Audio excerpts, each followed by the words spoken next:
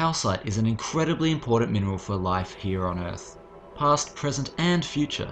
In my previous video we explored how the Vikings used this amazing mineral to navigate. But what exactly is it? Welcome to Project Perspective.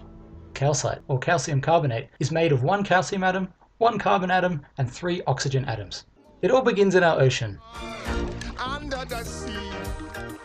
Under the sea.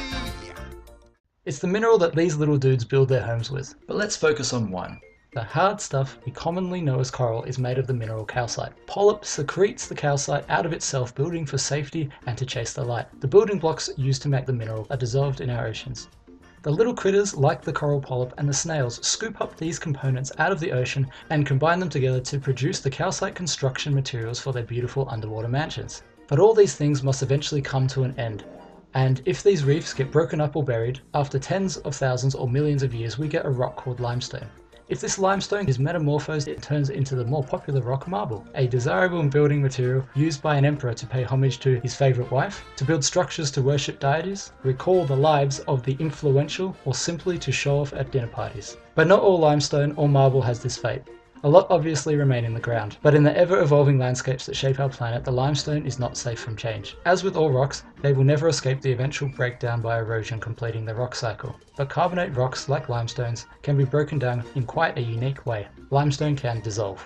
All it takes is a little acid.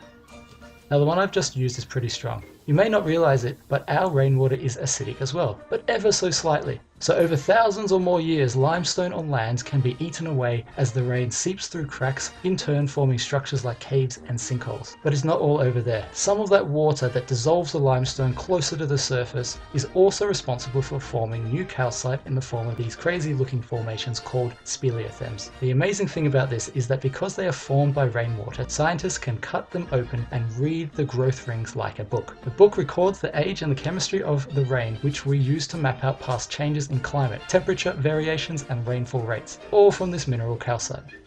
But let's pause for a moment. Ariel, listen to me.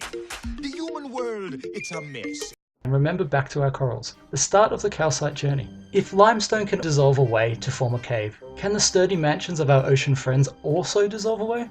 Our oceans are intimately linked to our atmosphere.